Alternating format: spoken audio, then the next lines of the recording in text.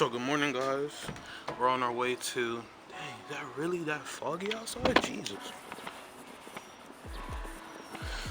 But we're on our way over to. We're over on our way to motorsport, and today's gonna be a good day because we're gonna go check out some vintage cars, like a lot of them, and from there we're gonna get like a. Not really like a question and answer, but mostly just answers from him in terms of mileage, top speed, the history behind each car, and just making sure that I'm just doing what's best for my viewers. But today's gonna be a good day. But make sure you guys stay towards the end because I might have a little something. See you guys there.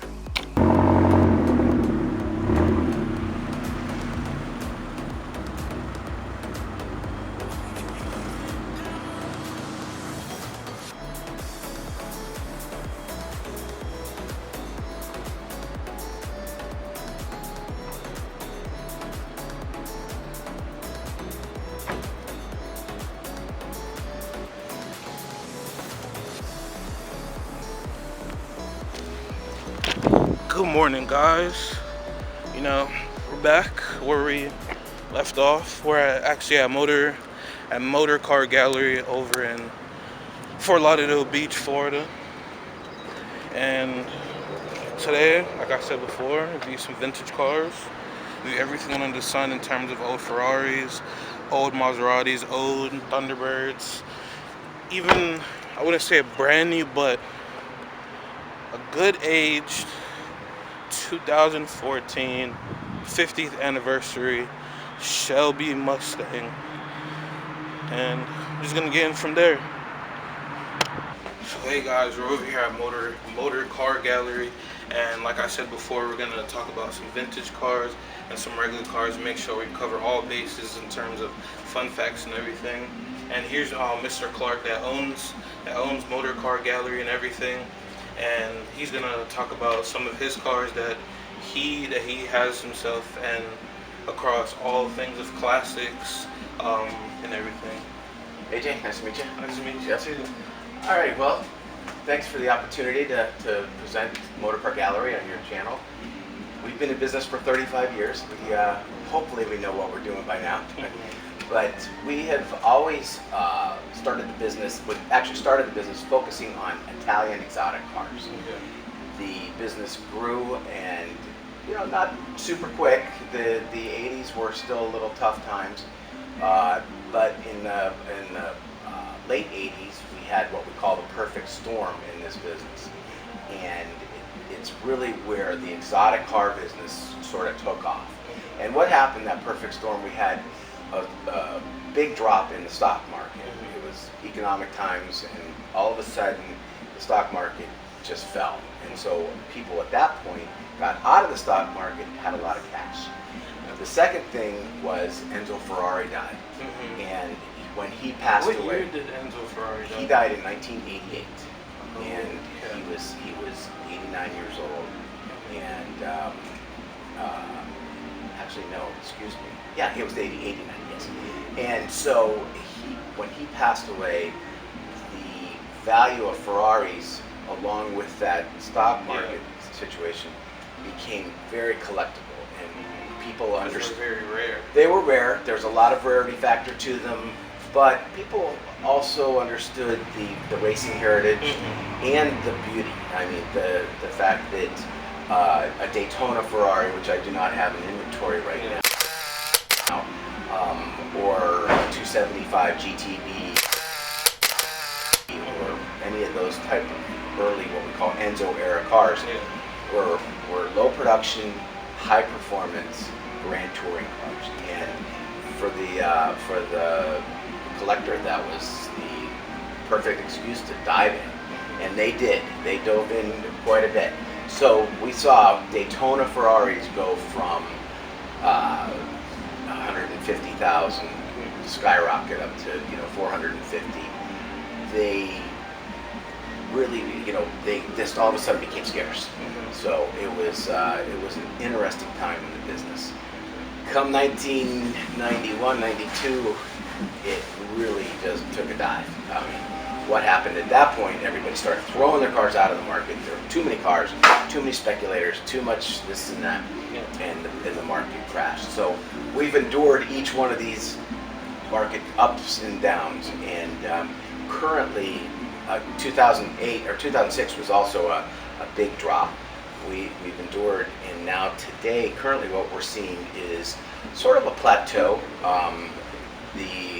Right now the virus and all the different social things that are going on in the country are making it a little bit difficult, but we do have a lot of money back, or cash back in the economy, because the stock market with the virus took a huge drop. I mean, a bigger drop than back in the 80s. So what we're seeing today is a little bit of an up movement in the market again. People have got a lot of cash. They don't want their cash sitting there in basically a 0% interest bearing account. So they're putting it back into collectibles. And we had a terrific month of April and May. So let's talk about some specific cars. Let's start with the Aston Martin, since it begins with A. All right, so we're gonna go over to the Aston Martin, and we're gonna talk about it from here. One of the best values in exotic cars. They are cars that are beautiful. They're gorgeous. They're well designed. But for some reason, the Aston Martins take a big depreciation hit. That's why they're a good value. So, for example, this is a V12 two-passenger convertible.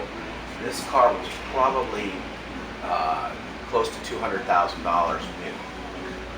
Today we're asking $39,500. I mean, that's just a hell of a value with 22,000 miles.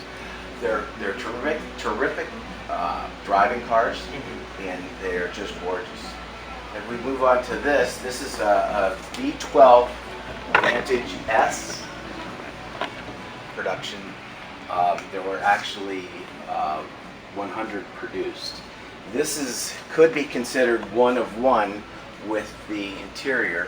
This is a Scottish lamb's wool cloth that was special ordered, and this is also a very rare 7-speed manual gearbox. Make sure you guys listen to that manual. Yes. A lot of these cars, well, his cars, I've noticed mostly most of them are manual transmission, but the rarity of manual transmission has increasingly gone up in the years, if so I've heard, because a lot of the new supercars are either twin disc clutch, right, or they're just automatic, and you have the option of the automatic manual shifting. Sure. And today 3-pedal cars are kind of sought after by true enthusiasts, because the true enthusiast likes to be able to not have the computers controlling everything. Yeah. So this is a rare, and it's a dog leg gearbox.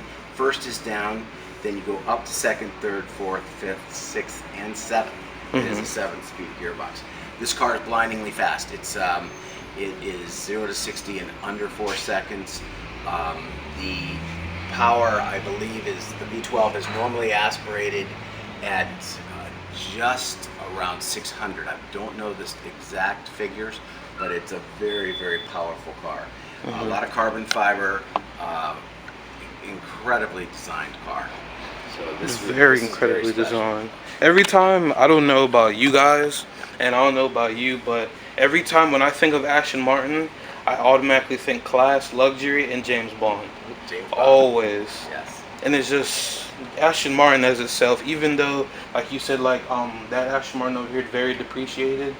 If I see an Aston Martin on the street, I would automatically think that that guy paid a lot of money. Yes. Because it's not. I don't really think of price as demeaning to a car. It's more the name and the culture behind it. Yeah. Well, one of the situations with depreciation on these cars is the fact that, like for example, the DB9, that's a very expensive car to maintain, and pretty much the only places to get it maintained are the dealerships. The dealerships are very high profile. There's one right around the corner. It's a Taj Mahal, and it actually is amazing in the fact that they are literally $280 an hour in labor rate. So it's an expensive car to own and maintain. Actually, in my other vlog, I actually went there. It's the one around the corner where it's Aston Martin, Rolls Royce, and Bentley. I went over there and I went in, like you said, the Taj Mahal. Everything's white, pristine glass. I was actually like, I was very amazed when I was in there, Right. and it was so cool just being in there and looking at all the cars and everything. Our philosophy is we've got an old building here that is grandfathered right on the street. Today, if this building was torn down, we would probably have to build about 30 feet in off the street. We'd have to come 15 feet in that way. It just doesn't make a whole lot of sense. Yeah. So we've kept the building this way, and we also don't have to worry about the huge return on investment needed to make it up on, after building something so extreme.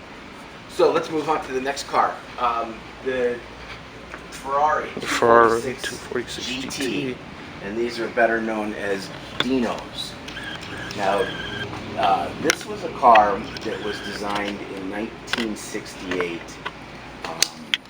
and as a sort of a tribute to Enzo Ferrari's son. His name was Alfredo Dino, and better known as Dino, and he was a mechanical engineer by education, working at the factory, and was the apple of Enzo Ferrari's eye.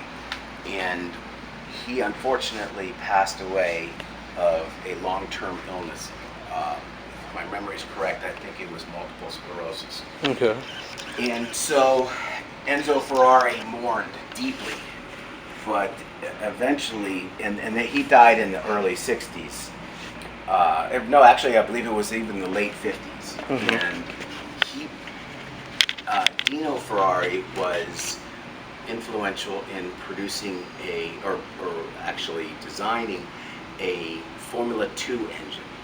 Ferraris were always V12, and although there were some four-cylinder race cars, but Dino was influential in helping design a Formula 2 engine, which was a smaller displacement engine for a particular class. Formula 1 was the pinnacle, Formula 2 was the next level down. And so that engine was wildly successful, high revving, 60-degree V6 4-cam engine, and Enzo Ferrari decided that let's put that into a street car. And so this is a V6 engine, 2.4 liters in displacement, and a terrific high revving engine that is just sounds wonderful. They didn't produce a whole lot of Dinos. These were hand-built cars at the factory. At the beginning, Enzo did not want any Ferrari badging on them at all. He wanted this car to be a Dino. And there was talk that he wanted a secondary car company called Dino. It again, attributed to his son. But eventually, at this point in time, in this late 60s, early 70s, Fiat had bought into Ferrari and had taken control. So one of the things that happened, eventually we started seeing some Ferrari badging on the 246 Dinos. But again, they're a terrific car, a lot of fun to drive, very collectible. They made about just under 2,500 total. The car comes in two configurations. This is a 246 GT, and it is also there's also a 246 GTS where the top comes off. The top stores behind the seat. Those are probably a bit more collectible than the GTs, although the GTs have come around quite a bit because of the fact that they're really, really good driving cars, very, very tight. This car probably would perform as well as some of the modern cars in terms of handling if it had the correct tires. These are period correct tires. The tire technology today has come way ahead of itself, and the tires today are better than the suspension capabilities of a car. Mhm. So this is again a terrific little car that drives fantastic. Not super fast. It's 0 to Mhm. 60 in about 7 seconds, which is slow by today's. Yeah, slow by today's Yeah. meaning. But once you're moving, once you're driving, once you hear everything about the car and feel the way it drives, it's just a wonderful driving experience. The air intake is right here on the side for the carburetors. So it has triple Weber carburetors, and That's a direct hole right into the engine bay. right into that's where the that is where the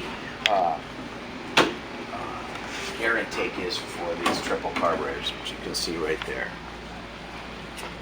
Oh. And the other side is for the oil cooler. Of the 308 series was the 328 series. Yeah. So let's take a walk over and I can show you that. And with the GTS in the movie, Agent Cody Banks, that was the red one that he was driving. That I literally just found out just now that there's two versions of it. Yeah. So this is a GTS. This is where the top is removed by just it's basically has two pins and then two latches here. The top lifts off and sits behind the seats. We've got the top on the desk now. Okay. So the target top is almost like the Toyota Supra that was in Fast and Furious, because you remember how he was able to take the top on and off, and it was literally just from here on. Yeah, I think there in the 80s and 90s there was a lot of companies that actually converted cars to be target tops. I don't think Toyota ever made a Supra with the Targa. Yeah. But True. Like companies would just. right, there was a company called ASC, American Sunroof Corporation, and they did a lot of conversions. In fact, they would do conversions of even Ferraris. I mean, people wanted that, and it was sometimes harder to get the GTSs than the GTs. Yeah. So. But what I also wanted to point out from earlier was that you see how you talked about Ferrari, how it brings a certain amount of like class and everything in like the race car features. I always said this on the channel too, because when it comes to a Lamborghini, there was a guy that I followed on YouTube, a Lamborghini. He was like, it's just pissed off all the time. It was just like an aggressive driver comes to the Ferrari. The Ferrari is like, it's smooth, it's very elegant. When you have a Ferrari, it's like you have more class, and I wouldn't say you know more about a car, but it just seems like you're more of like a calm and well-rounded person. Well, I don't mean to diss for Lamborghini owners. We've got a lot of clients that are Lamborghini owners. We actually have invested in a lot of Lamborghinis over the years. The early Lamborghinis were fantastic cars. Are fantastic cars. The Lamborghini Miura is The best one. Yeah, that's the car that started off the supercar business, and then Ferrari actually had to do some catch up. One of the main cars today that is real high on any collector's list is the Lamborghini Countach. Yes. And the Countach is, I don't have one here. We've sold dozens, and they are really, really terrific cars. They are cars that I say they're the most fun you can drive for 15 minutes. Okay. But then they become very hot. They're a very heavy car. The gearbox, the gearbox is in front of the engine. It's a mid-engine car. Yeah. But the gearbox is in front of the engine. You're shifting directly on top of the gearbox. You can just feel the massive gears that you're shifting. But it's a car that's difficult to get in and out of. It's a car that is very difficult to see behind you. They're just an amazing experience to drive, but not for a long period of time. But iconic and raises every eyebrow whenever anybody sees it. Draws a crowd when you park it. Of course. And, again, probably one of the most photographed cars in the world. It's we call it a poster car. Every kid had a poster of a Countach. My dad had a picture of a Countach. Yes, exactly. So they're really neat cars to drive. but again, not for a long period of time. I guess if you're going to travel, it would be neat. But they're also very fragile cars. Yeah. So now moving on with Lamborghini, you know, Lamborghini was bought out by Audi, and the Audi influence is big with Lamborghini now. But that's sort of their showcase car. So they try to really make outstanding cars. And today, I don't even know the latest and greatest Lamborghini, but it is an amazing car. You were touched base on the demographic of the owner. Yeah. And yeah, the Lamborghini owners are a little bit more aggressive than the Ferrari owner. Not all of them, of course, but you know, we call them. Sometimes we call them the hairy-chested, gold chain crowd. You know, but they're wildly enthusiastic about their cars. There's Lamborghini clubs. There's the exotics on Las Olas. A shout out to our friend Floyd Bragg, who puts on a terrific show. He's done it 2 years in a row, and they are really fantastic. He's part of the Lamborghini Brauer group, and you need to meet Floyd because he's got a lot of connections in this industry, and Lamborghini is one of his favorite marks, so they do a lot of highlighting of the latest Lamborghinis. But Floyd's a good man, and we have a lot of fun with Floyd. He's full of energy. So hear that, guys? Need to get in contact with Floyd. So maybe afterwards we can maybe work with him on future videos. But we'll just try from there. All right. Well, AJ, thank you very much for the opportunity to talk about Motorcar Gallery, and you know, if we can ever be of help in the future, if I'll give you a call if we get one of those Countachs or some other really special car. Maybe you can stop by and we can talk again. All right. Thank you. Thank you. All righty. All right. So guys, he has to go really quick because some important stuff came up. Sorry for that, but we're gonna continue to talk some about the other ones and everything, and just touch base on those. So like right here, we got the Ferrari 458. You guys already know much about that because we've talked about them before. We have a Thunderbird here that if you guys didn't look at my social media, that it was there, and I had the Thunderbird, and I was, you know, talking about it and everything. But then we have the E-Type Jaguar, the 4.2 manual, analog gauge clusters. Just a really luxury and exquisite Jaguar and everything. And just look at it, the detail to the plush leather, the med console. Of course it's manual. That is Motorcar Gallery specialty. Straight manuals, manual Chevrolet Camaro. But the E-Type is one of the rarest Jaguars that I've ever seen, really, because you don't really see a lot of E-Type Jaguars in collectors places and stuff, and they all just, when you look at a Jaguar E-Type, just 1980s rich and luxury and just class and just being sophisticated and just chillax. Nothing bothers you. You just drive your Jag every day and you go off from there. And then right here we have, of course, the Corvette Stingray. This is what the new C8 and C7 is based off of. Tell by the body lines. The interior mostly too, like with the short seats and with the back spacing and everything. This one is an automatic, which is the one of like 2 or 3 in this place. 427. Just look at it. And then in the back have a Ferrari. This Ferrari is the one, I think, and also in Agent Cody Banks, that he drove. I might be wrong, but this is the Dyno 308 GT4. First time seeing one of these in person, first time even talking about it, so I've popped that cherry with you guys.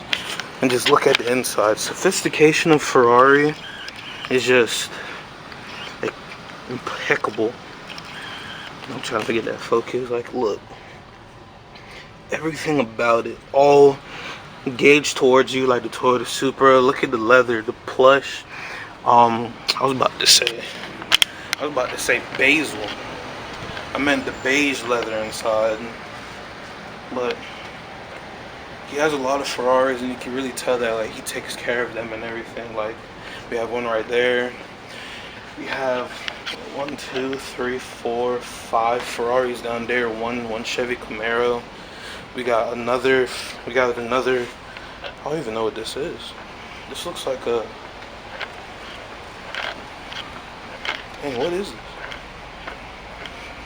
It's an Italia. I don't know what kind of company makes Italia, but it's very nice. Favorite color is blue. So if I had money, I would definitely get this. Soft top too. So if you're hot day like in Florida, you can jump right into it, drop the top, everything. Even some wheel poke, perfect fitment. Wheel poke is always perfect fitment, always. If you don't have poke, you don't got perfect fitment. Then you got the big boy. You got Big Papa himself, Bentley. Ooh, like look at me. I'm a tall guy. I'm 6'2". This car is almost the same height as me.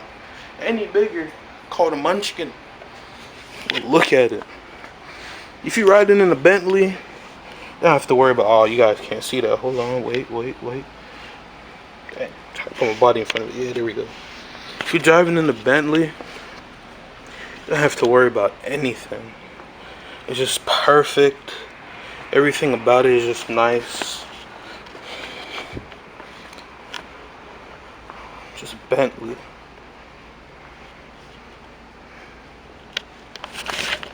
And the other car, this car right here reminds me of 1930s, I would say. 1930s, maybe 1940s, but just all around, not pimping, but gangster life, New York.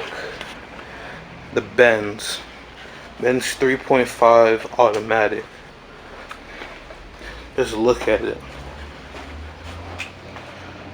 Like, look inside, automatic. See, automatic. Small wheel, but it yet has taste. Look, wood dashboard and everything. I'm trying to get that right here on the side. Wood dashboard. You even have the curb rashes down there. Just look at it. Ooh. This is why, like, this place is probably out of curated.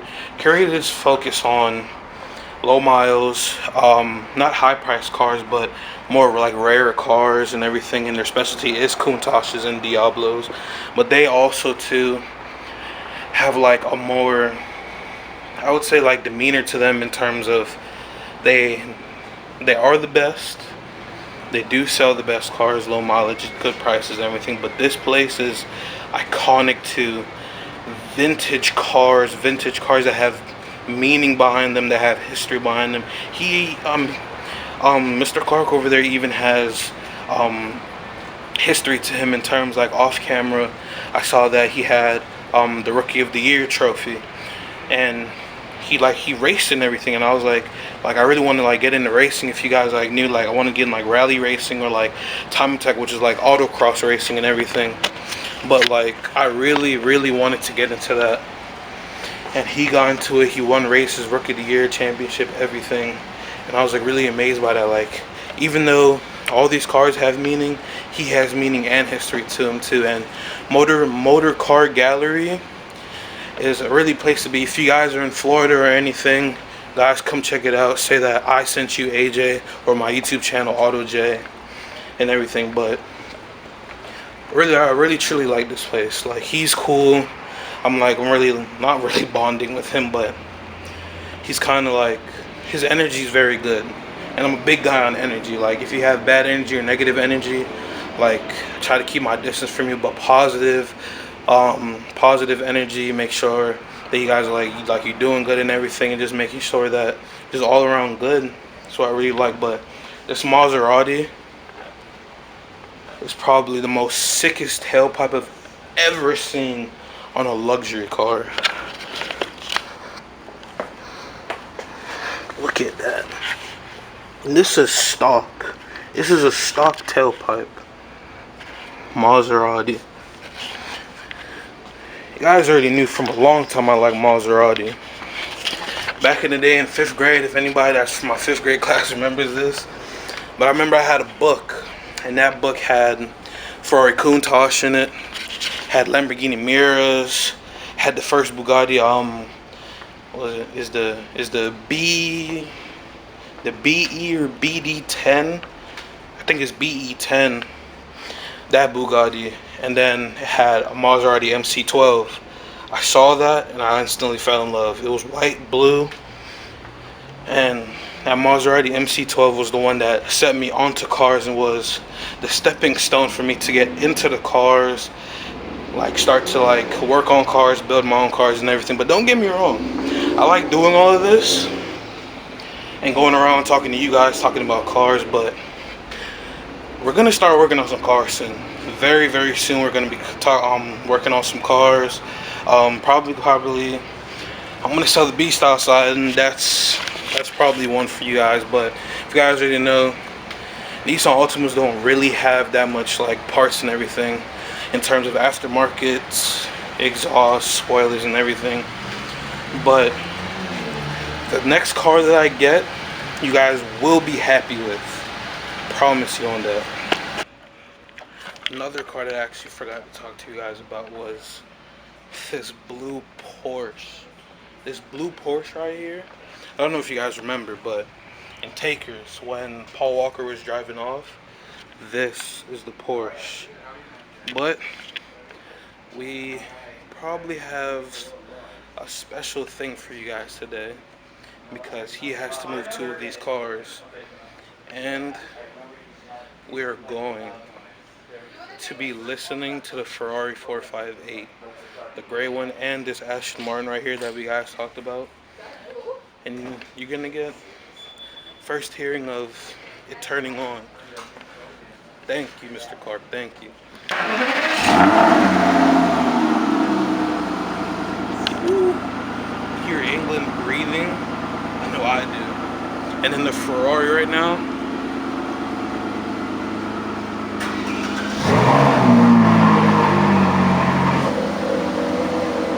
He just put it in Corsa mode, so it's not too loud in here. But he has it. Ferrari 458, the Aston Martin V12s. These cars right here, some of the best.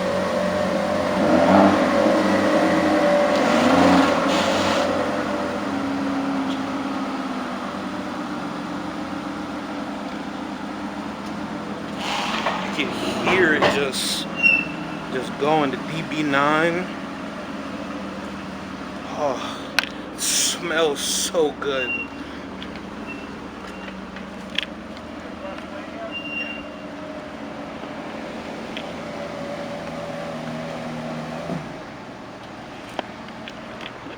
Like, you guys have no idea how good those 2 cars smell. Italy and England in the same day. I don't even need to travel nowhere. Got it right here at home. But I mean to end it here. But we're done for the day through here. We went over majority of these cars. Forgot the 50th anniversary Mustang, but over there is not yet done, but we will come back next time to make sure that everything is good. But thank you, Mr. Clark, for having me for today. Thank you. And guys in the here, so I'll catch you in the next one. As you enter into my thought shrine, notice graffiti in the art design. My inner sanctum filled with pleasures.